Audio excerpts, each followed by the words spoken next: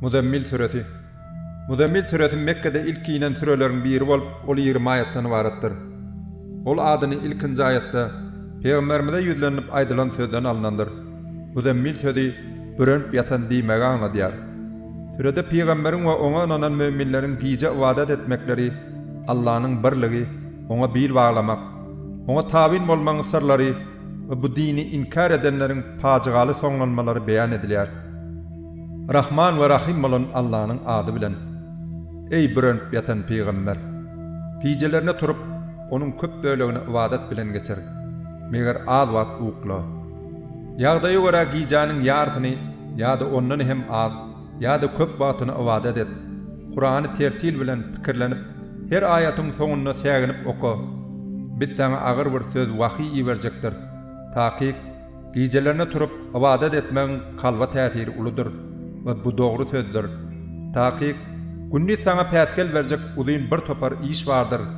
Sen Perwerdigaryň beýik adyny zikret, diňe Allah bil bagla, hemde bütün durkuň bilen diňe oňa ýönel. Ol günnogaryň we günmataryň Perwerdigarydyr. Ondan başga wadada laýyk Hudaý ýokdur. Sen diňe onu dost tutun.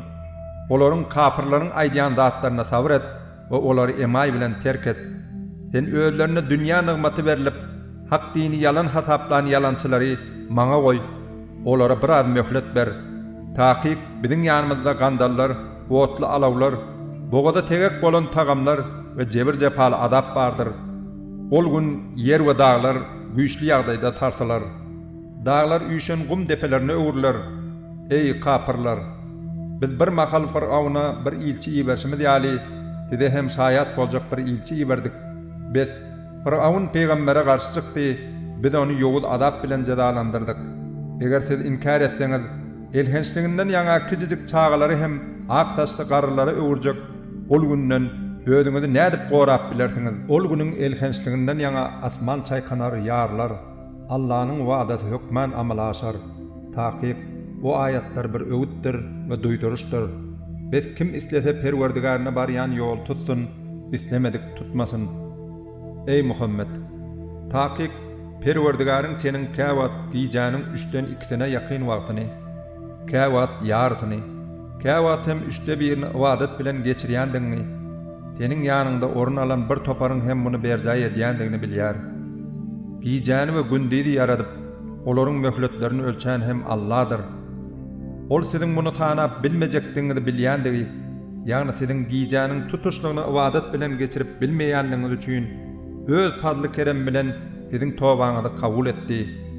Siz Kur'andan başardyňyzsa özüňize ýeňil gelen bölegini okaň.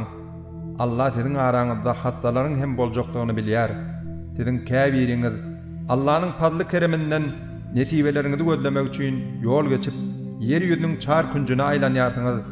Käbiriňiz bolsa Allah'nyň ýoluna sögüş üçin ýörüşe çykýarsyňyz. Gelin, inni Kur'andan başardyňyzsa özüňize ýeňil gelen bölegini okaň.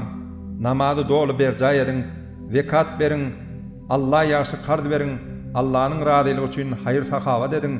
Siz öz ýaşylygyňyz üçin ahirete näme taýýarlaýarsyňyz? Allah'nyň ýanynda ony sogaby, has haýyrly we köpeldilen halda taparsyňyz. Allah'dan ýalkaw dilen, taky Allah bagşlaýjydyr, rahim şepaatlydyr.